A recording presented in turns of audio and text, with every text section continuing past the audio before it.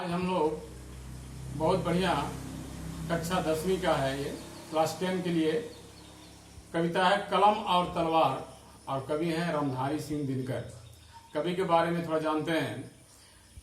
ये कवि दिनकर जी का जन्म मुंगेर जिला बिहार अंतर्गत मुंगेर जिला में सिमरिया नामक गांव में हुआ था सन 1908 में। इनकी प्रारंभिक शिक्षा ग्रामीण पाठशाला में हुई और पटना विश्वविद्यालय में 1933 तक इन्होंने बीए की डिग्री हासिल की और उन्होंने बहुत ऊंचे ऊंचे पद पर रहे हैं। उप रजिस्ट्रार युद्ध प्रचार विभाग के निदेशक और मुजफ्फरपुर लंगट सिंह कॉलेज के हिंदी विभागाध्यक्ष, भागलपुर विश्वविद्यालय में उप कुलपति यानी वाइस चांसलर और शिक्षा सलाहकार पदों पर इन्होंने काम किया है और राष्ट्रीय सेवाओं के लिए इनको पद्म भूषण की सम्मान भी मिली है सरकार द्वारा। उर्वशी महाकाव्य के लिए इनको ज्ञानपीठ पुरस्कार भी मिला था और 1974 में इनका निधन हो गया।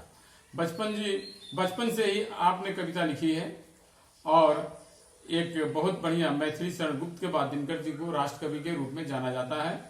उनका लिखा है रेणुका, हुंकार, रसवंती, सामधेनी, नीलकुसुम, कुरुक्षेत्र, रश्मिरथी, परशुराम की प्रतीक्षा, चक्रवाल, या प्रतीक्षा नहीं परशुराम की प्रतिज्ञा होगी, कहीं कहीं प्रतीक्षा भी है, चक्रवाल आदि दिनकर जी की काव्य कृतियां हैं। दिनकर जी की भाषा सरल एवं स्पष्ट है। भावों के अनुकूल शब्दों के प्रयोग में आप निपुण हैं। यहाँ लिखे कलम और तलवार दो चीज है।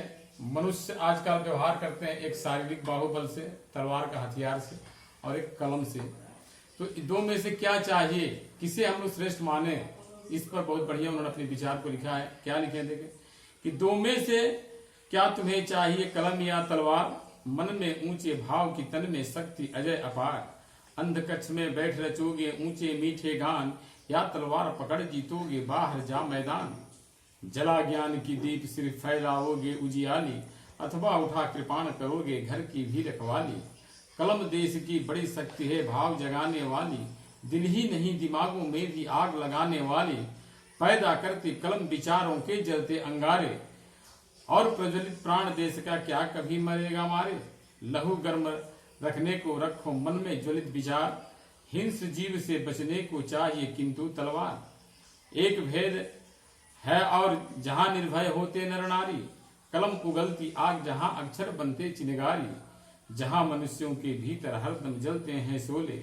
बाहों में बिजली होती होते दिमाग में गोले, जहां लोग पालते लहू में हलाहल की धार, क्या चिंता यदि वहां हाथ में हुई नहीं तलवार। देखो पठन ऐसे है कविता की शैली। अब एक एक स्तबक से मैं समझा रहा हूं, समझना है।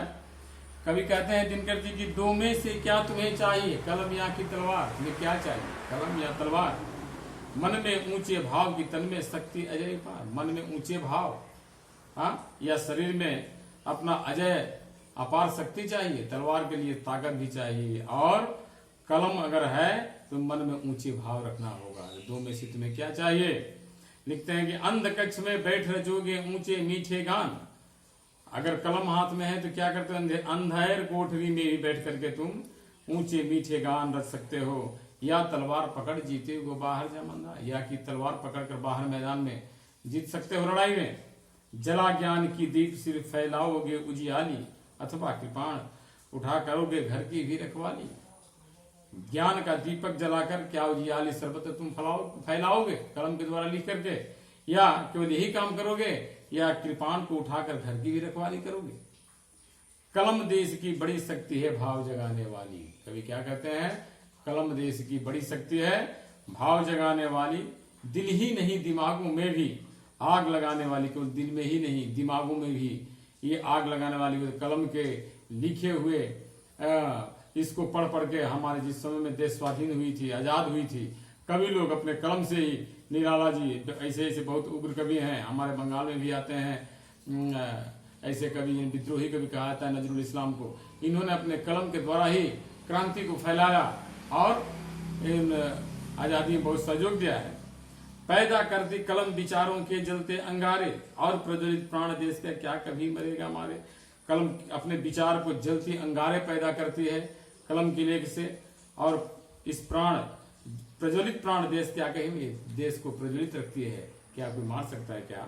लहू गर्म रखने को रखो मन में ज्वलित विचार। कहते हैं कि लहू को गर्म रखने के लिए अपना मन में हमेशा ज्वलित विचार को रखना है, लेकिन हिंस जीव से बचने को चाहिए किंतु तलवार। और हिंस जीव से, जंतुओं से, जानवरों से रक्षा पाने के लिए हमें हथियार चाहिए, तलवार चाहिए।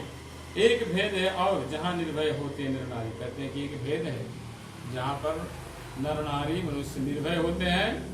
कलम उगलती आग जहां अक्षर बनते चिंगारी। और वहां पर कलम का क्या काम है? कलम उगलती आग और अक्षर चिंगारी बनते हैं उनके। जहां मनुष्यों के भीतर हरदम जलते हैं शोले, मनुष्य के अंदर हमेशा शोले जलते रहते हैं। बाहों में बिजली होती होती दिमाग में गोले। हाँ, बाहों में अगर ताकत है तो बिजली होती है और दिमागों में गोले होते हैं। जहां लोग पालते लहू में हलाहल की धार, जहां लोग अपने लहू में रक्त में पाते हैं हलाहल की धार, इसकी तरह क्या चिंता यदि वहां हाथ में हुई नहीं तलवार। अगर उस गर्म में शरीर में तेज है मगर तलवार नहीं है तो क्या कर सकोगे? हाँ, तो कहने का आशय है कि मनुष्य के लिए दोनों की ही जरूरत है। कभी कहना यह है कि केवल कलम ही नहीं और केवल तलवार भी नहीं, दोनों। जैसे एक गाड़ी की दो पहिया है, गाड़ी चलती है, इसी तरह कलम भी चाहिए और तलवार भी चाहिए। अब अपनी अपनी भाव है, इसे हम श्रेष्ठ मानते हैं, उसको लिखना होगा, तर्क लिखना होगा। अब यहाँ पर है प्रश्न उत्तर लिखना होगा, कुछ गाइड्स में भी है, कुछ उतार दूंगा। कलम किसका प्रतीक है? कलम ज्ञान का प्रतीक है, 1 नंबर। तलवार किसका प्रतीक है? तलवार ताकत की प्रतीक है और अपने को रक्षण की प्रतीक है। एक पूर्ण वाक्य मतलब एक सेंटेंस में, एक ही वाक्य में उत्तर लिखना होगा। और संक्षिप्त में 25 शब्द में 3 लाइन में या 4 लाइन में लिखा जा सकता है। ये सब प्रश्न उत्तर लिखना है। लिख करके और जो भी छात्र हैं व्हाट्सएप के माध्यम से हमें दिखाएंगे, फिर मैं उस पर अपना नोट्स जो होगा दे दूंगा। और ये सब पूरा प्रश्न उत्तर करना है। और व्याख्या को 4 बिंदुओं में पहले ही बताया था। संदर्भ, प्रसंग, व्याख्या और उपसंहार, चारों को प्रयोग करके व्याख्या लिखना है। जो बच्चे नजदीक के हैं हमारे पास इक्का दुक्का करके आ सकते हैं, सोशल मेंटेन करके मैं नोट्स भी दे दूंगा, कुछ बता भी दूंगा, लिखवा भी दूंगा, ताकि सहज हो। विद्यालय खुलने तक यही क्रिया करनी होगी। और भाषा व्याकरण निम्नलिखित शब्द 2-2 पर्यायवाची शब्द लिखिए। प्रति शब्द लिखना है, आप लोगों को 9 में बताया गया है, 1 में बताया गया है। एक चीज का 3 नाम पर्यायवाची शब्द लिखना है, ये भी लिखना है। और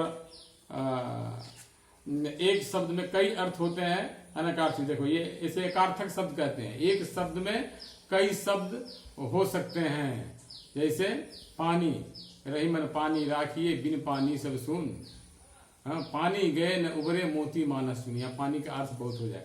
पानी का मतलब होता है जल, एक पानी का मतलब है अपना तेज, रहीमन शान।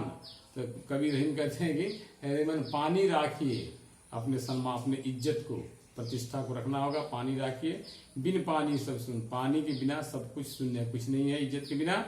तो पानी गए न उबरे, यहाँ पर कहते हैं पानी का मतलब जल होता है। बिना जल का पानी गए न उबरे, मोती मानस चुन।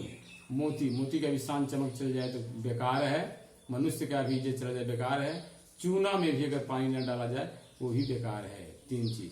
तो वही कहते हैं कि रही मन पानी राखिए, बिन पानी सब सुन। पानी गए न उबरे, मोती मानस, एक अर्थक शब्द है। तो जैसे पानी का मतलब हाथ, एक पानी का मतलब लिखवाया गया है एक अर्थक शब्द। और व्याकरण में भी है, आप लोगों को देखना है। और जितना स्कूल खुलने तक रिटर्न करके रखना है, बाद में हम चेक करेंगे जो है। और बस आप ये पाठ यहीं तक लिखना होगा, दिखाना होगा।